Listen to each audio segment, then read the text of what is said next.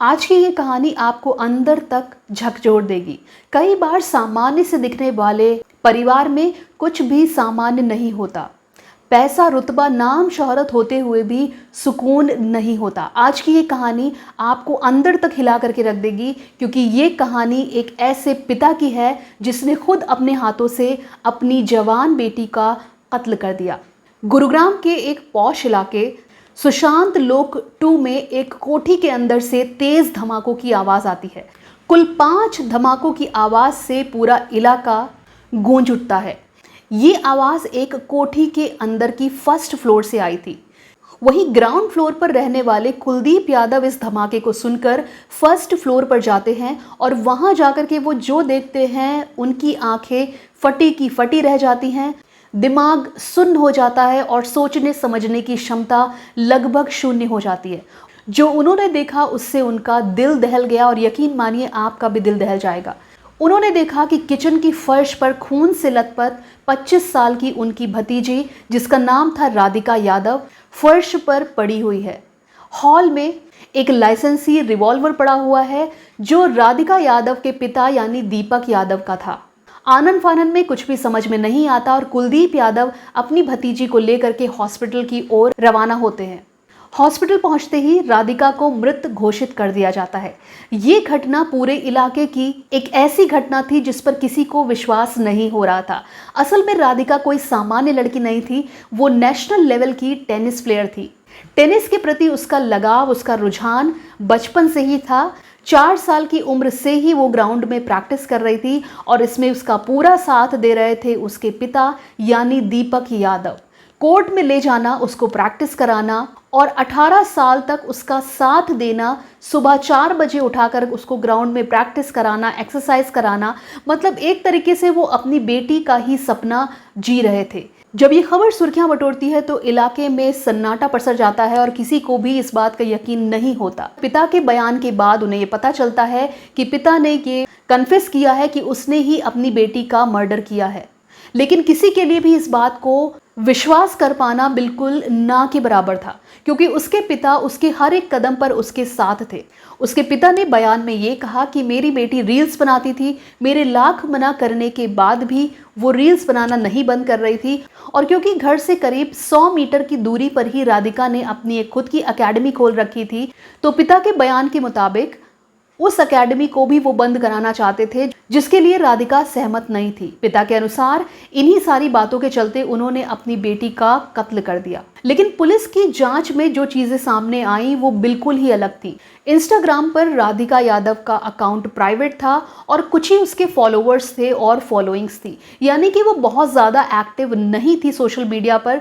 साथ ही साथ उसने एक रील और एक वीडियो भी बनाया था और जिसको शूट करने के लिए वो अपने माता पिता की परमिशन से ही शूट पर गई थी, क्योंकि ये वीडियो शूट एक इनामुल हक नाम के सिंगर के साथ किया गया था, इसलिए इसे लव जिहाद का भी नाम शुरुआती दौर में दिया गया। लेकिन जांच के मुताबिक वो उस शूट पर अपनी मां के साथ गई थी, तो इस एंगल को भी पुलिस ने सीधा सीधा खारिज किया। राधिका के पूर्व कोच अजय यादव ने यह साफ बताया कि राधिका पर बहुत ज़्यादा पाबंदियां करी जाती थी, बहुत ज़्यादा रिस्ट्रिक्शंस थी, वो कहीं आ जा नहीं सकती थी। साथ ही साथ उसको उस माहौल में बहुत ज़्यादा घुटन होती थी। कई बार उसने इस बात का जिक्र भी अपने कोच से किया था और वो ये चाहती थी कि वो देश के बाहर जा करके अपनी प्रैक्टिस करे और इस माहौल से वो निकलना चाहती थी। उसको इस माहौल में घुटन भी होती थी। साथ ही साथ पुलिस की जांच में और कई वीडियोस में ये भी सामने आया कि राधिका की अपनी ऐसी कोई खास अर्निंग नहीं थी। उसकी एकेडमी को भी उसके पिता ने ही फंड किया था। सो जो अर्निंग की बात हो रही थी कि राधिका की कमाई से घर चल रहा है और उससे उसके पिता को शर्मिंदगी हो रही है, ऐसा भी कोई केस या ऐसा भी कोई तथ्य सामने नहीं आया, जिसके आधार पर यह साफ कहा जा सकता है कि यहाँ पर माजरा कुछ और था। इसके साथ एक वीडियो में राधिका की एक फ्रेंड ने ये साफ बताया कि इस घटना से कुछ देर पहले राधिका ने उनको एक कॉल करी थी, जो कॉल वो रिसीव नहीं कर पाई और जब तक उन्होंने वो कॉल देखी ये घटना हो चुकी थी। उन्होंने ये साफ साफ बताया कि राधिका ने कई बार अपने ऊपर होने वाली पाबंदियों का जिक्र अपनी दोस्त से भी किया था और इससे वो बहुत ज्यादा परेशान भी रहती थी और साथ ही साथ उसको इस माहौल में घुटन भी होती थी। उनका ये कहना है कि एकेडमी से लेकर के हर जगह उसके पिता उसके साथ जाते थे, कहीं पर भी उसको अकेले जाने की इजाज़त नहीं थी। वो फ़ोन पर किससे बात कर रही है, और अगर वीडियो कॉल पर उनकी फ्रेंड भी बात कर रही होती थी तो उनके घर का कोई सदस्य आता था ये चेक करने के लिए कि वीडियो कॉल पर कौन है। सो इस तरीके का जो रिस्ट्रिक्शन वाला माहौल था ये उन पर पूरी तरीके से हावी था कि राधिका के पिता उसके लिए बहुत ज़्यादा पॉजिटिव और ओवर प्रोटेक्टिव थे। इस घटना के बाद जब राधिका की माता का बयान लिया गया तो उन्होंने बुखार का बहाना बना करके पहले तो मना कर दिया, लेकिन बाद में दिए बयान में उन्होंने ये बात कही कि राधिका के पिता को बहुत जल्दी गुस्सा आ जाता था और उसी के चलते ये सारी कुछ चीज़ें हुई। असल में इसके पीछे है वो समाज जो शायद एक लड़की की तरक्की, उसकी खुली सोच और उसके विचारों को बर्दाश्त नहीं कर पाया। राधिका के खुले विचार, उसकी महत्वाकांक्षाएं और शायद उसके पिता कहीं ना कहीं उसको अब कंट्रोल नहीं कर पा रहे थे। शायद वो अपना पक्ष रखने लगी थी, शायद वो अपनी बातों को खुल करके कहने लगी थी और यही सारी बातें उनके पिता को शायद पसंद नहीं आई और वो शायद उसको अब उतना कंट्रोल नहीं कर पा रहे थे जितना उसको बचपन से लेकर के अभी तक उन्होंने किया था।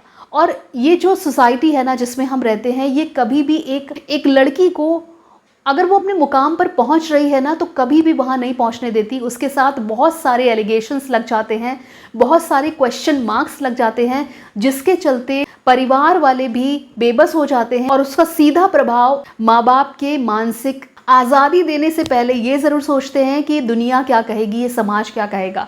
और इसी एक सोच के चलते एक पिता को अपनी बेटी की तरक्की, उसके खुले विचार और उसका अपनी बातों को रखना शायद गवारा नहीं था। वो उसको कंट्रोल नहीं कर पा रहा था और इसी के चलते ये घटना इस अंजाम तक पहुंची। पर अब जो स्थिति है, कुलदीप यादव दीपक यादव के भाई हैं, जब वो उनसे मिलने के लिए गए तो उन्होंने साफ बताया कि दीपक यादव को अब उस चीज़ का बहुत ज़्यादा गिल्ट है और वो ये कह रहे हैं कि मुझे फांसी दे दो क्योंकि मैंने एक कन्या का वध किया है, मैंने कन्या वध किया है।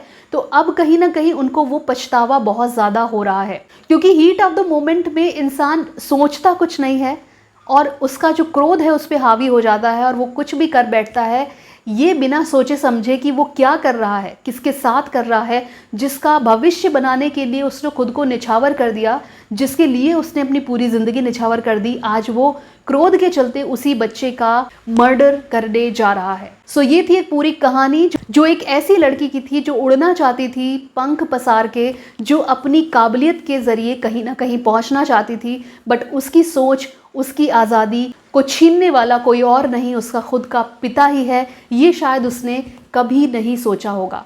तो उम्मीद करते हैं ये वीडियो आपको अच्छा लगा होगा। अगर अच्छा लगा है तो इसको लाइक करिए, चैनल को सब्सक्राइब करिए अगर आप नए हैं तो, और बेल आइकन को ज़रूर हिट करिए। तो आज के लिए इतना ही। Bye bye, take care, bye for now.